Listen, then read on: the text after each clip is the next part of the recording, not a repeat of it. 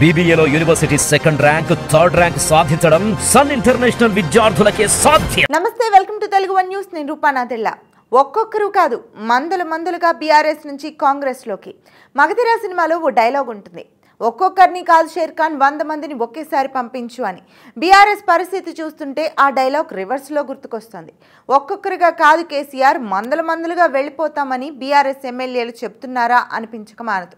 BRS నుంచి వలసలు నిన్న మొన్నటి వరకు ఒక్కొక్కరుగా అన్నట్లుగా సాగింది.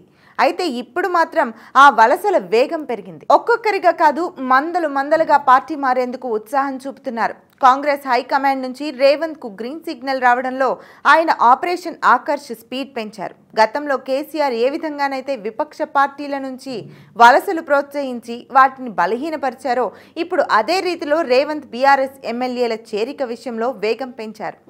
ఏఐసీసీ పెద్దలతో బుధవారం అంటే జూన్ 26 భేటీ అయిన రేవంత్ రెడ్డి కాంగ్రెస్లో చేరబోయే ఎమ్మెల్యేల జాబితాను ఢిల్లీ పెద్దలకు అందించారు. ఎమ్మెల్యేల చేరిక సమయంలో పార్టీ నేతల్లో ఎలాంటి అసంతృప్తి లేకుండా చూసుకోవాలని రేవంత్ రెడ్డికి హైకమాండ్ సూచించింది. గందరగోళానికి తావు లేకుండా చేరికలు డీల్ చేయాలని చెబుతూనే పార్టీ సంస్థాగతంగా బలపడేందుకు చేరికలు తప్పనిసరి అని ఏఐసీసీ నేతలు రేవంత్కు చెప్పారు. అదే సమయంలో సీనియర్లకు ప్రాధాన్యతను తగ్గించొద్దని సలహా ఇచ్చారు.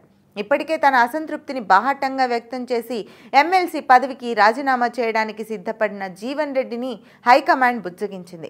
ఆయన ప్రాధాన్యతకు సీనియారిటీకి ఎలాంటి ఇబ్బంది కలగదని విస్పష్టం చేసింది. రాష్ట్రంలో బీజేపీకి ఎలాంటి అవకాశం ఇవ్వకుండా ఉండేందుకే చేరికలు ఓకే చెబుతున్నామని హైకమాండ్ తెలంగాణ కాంగ్రెస్ నేతలకు, శ్రేణులకు క్లియర్ కట్ మెసేజ్ ఇచ్చింది. ఈ నేపథ్యంలోనే రానున్న అసెంబ్లీ సమావేశాలకు ముందు బీఆర్ఎస్ నుంచి ఓ 11 మంది ఎమ్మెల్యేలను కాంగ్రెస్ గూటికి చేర్చేందుకు రేవంత్ రెడీ అయిపోయినట్లు కాంగ్రెస్ వర్గాలు చెబుతున్నాయి. ఇప్పటికే ఈ 11 మంది రేవంత్ లోకి టచ్ లోకి వచ్చారని, ఎప్పుడు రేవంత్ పిలుపు వస్తే అప్పుడు కారుదిగి చేయందుకోవడానికి వీరు సిద్ధంగా ఉన్నారని అంటున్నారు. అలా కాంగ్రెస్ లోకి చేరడానికి సిద్ధంగా ఉన్న 11 మంది బీఆర్ఎస్ ఎమ్మెల్యేల జాబితాను రేవంత్ రెడ్డి హైకమాండ్ కు రేవంత్ రెడ్డి ఇచ్చారని అంటున్నారు. అయితే ఆ 11 మంది ఎవరన్న విషయంపై రాజకీయ వర్గాల్లో చర్చ జరుగుతోంది.